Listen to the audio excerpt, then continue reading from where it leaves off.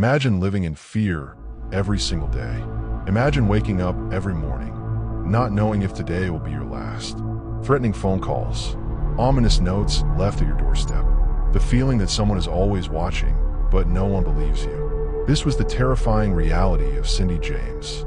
For nearly 7 years, Cindy claimed she was being stalked and tormented by an unknown enemy. She was followed, attacked, and nearly strangled multiple times. But despite countless police investigations and even the involvement of private detectives, no one was ever caught. Then, in 1989, her body was found under mysterious circumstances. Her hands and feet were tied, and a lethal injection had been administered. Was she murdered? Or was the real threat something no one saw coming? Prepare yourself, because this is one of the most perplexing and chilling unsolved mysteries of the 20th century. Cindy James was born in 1944 in British Columbia, Canada. From the outside, her life seemed ordinary. She was well-educated, compassionate, and dedicated her career to nursing. Those who knew her described her as kind-hearted, intelligent, but also someone who struggled with anxiety and perfectionism. In 1966, she married Dr. Roy Makepeace, a psychiatrist nearly 2 decades her senior. By all accounts, their marriage started well, but over time, things changed. Cindy became withdrawn. Friends noticed she was increasingly anxious, though she rarely talked about what was troubling her. Then, in 1981, after 15 years of marriage, Cindy and Roy divorced. And that's when the nightmare began. Shortly after her divorce, Cindy began receiving strange and terrifying phone calls. At first, they were silent, just heavy breathing on the other end. Then came the whispers. Threats. I see you, one voice said. You'll be sorry, another warned. But it didn't stop at phone calls. Disturbing messages were left outside her home. Anonymous letters with words cut out from magazines, warning her that she was being watched. Her porch light was smashed. Her phone lines were cut. Dead animals, yes, dead animals, were left in her yard. Fearing for her life, Cindy went to the police. Officers took her claim seriously at first, but despite increased surveillance, they could never catch the culprit. There were no witnesses, no fingerprints, no suspects. The situation worsened. Cindy started experiencing physical attacks. One night, her friend Agnes Woodcock found Cindy outside her home, terrified and confused.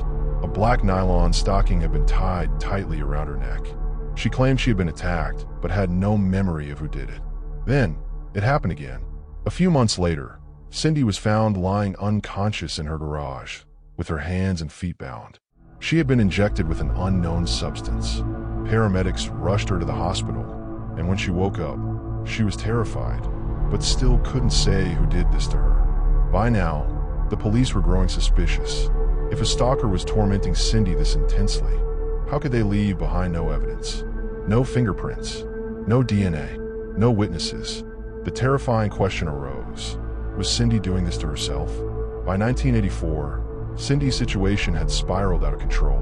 She moved houses multiple times, installed security systems, even hired a private investigator named Ozzy Cabin. But nothing stopped the torment. Ozzy described Cindy as being deeply frightened, convinced someone was trying to kill her. But at the same time, she was oddly hesitant to talk about details.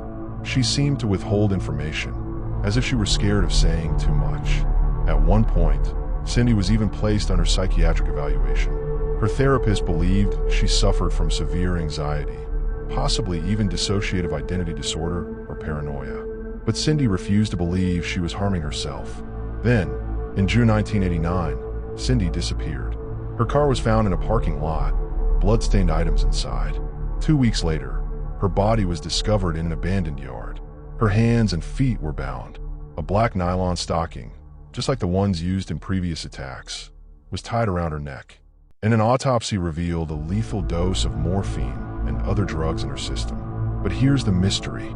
If she had been murdered, how did the killer leave no evidence? And if she had taken her own life, how could she have tied herself up afterward? The official cause of death, undetermined. To this day, no one knows exactly what happened to Cindy James. There are 2 main theories about what really happened to Cindy James. One theory suggests that she was indeed the victim of a relentless stalker, someone so cunning they evaded capture for nearly a decade. But who? Her ex-husband, Roy Makepeace, was investigated, but no concrete evidence linked him to the crime. Could have been someone from her past, a patient, a stranger obsessed with her. The second theory is that Cindy was suffering from severe psychological distress and that she staged the attacks on herself. But if that were true, how did she manage to bind herself in death? And why?